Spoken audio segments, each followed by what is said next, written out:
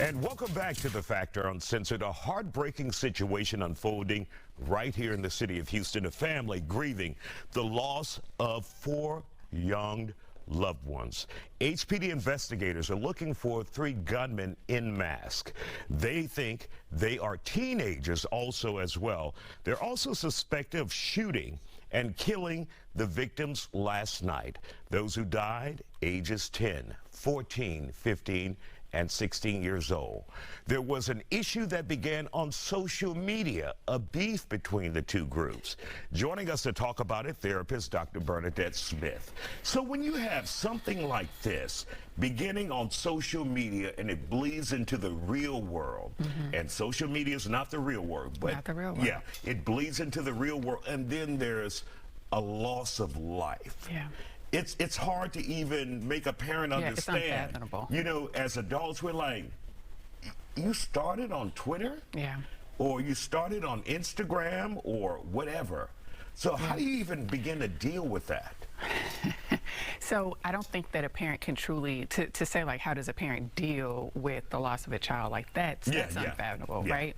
But when we're talking about, one, we have to understand like children, their frontal lobe is not fully formed, and that is what controls our executive functioning, our impulse control, our emotional regulation. So their ability to comprehend what's real, what's not real, what's important, what's not important becomes a lot more challenging. And so there have definitely been youth who I've worked with, like under 25, where they would have Twitter beefs, and I would have to break it down to them like, so you drove 45 minutes off of 45 to 288.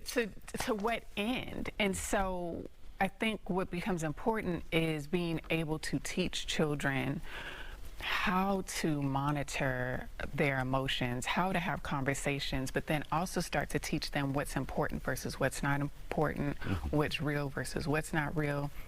Because a loss of life from 10 to, what was it, 16? They were probably fighting over some little boy, some little girl, or you stepped on my shoe, which we understand big picture is not really important, but they don't have their frontal lobe fully formed, so they're not able to understand that. And so we have to put it in perspective. When you're talking about for a teenager, a very young person where that frontal lobe is not developed yet, and you're talking about they're on social media and someone says, say to a guy, you're a bitch. Everyone in the world heard it, according to the victim of that, the one who's on the receiving end. Because then they're going to school, and then they have to defend their, their character, their honor, right? And so again, it's this balance of how do you how do you then teach the children how to root themselves into who they are, right? Helping them to develop their own personal identity while also being able to set boundaries in terms of, okay, you can't talk to me any kind of way. However, there also has to be a line in terms of this has gone too far or this isn't really what's important. Got it. And of course, we want to make a quick correction. Those children, they were all victimized, but they're still alive. Thank God for that. That they're here with us. Yeah, when you said that, I was like, oh, that's been in development since I read the story. But it's just very scary to see something like that. And so for parents who are dealing with that and they see they may blow their kids off. Right, and I think that's one of the things that we as adults do a lot of the times, because we're like, oh, I wish I had those types of minimal problems, right? But what we have to recognize, that's their world.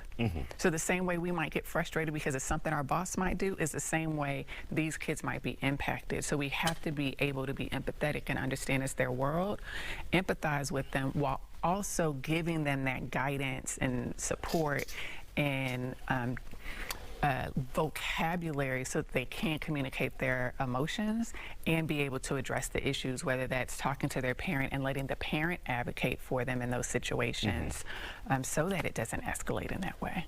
Got it. Doc, thank you for joining us here on the Friday night. We appreciate your expertise.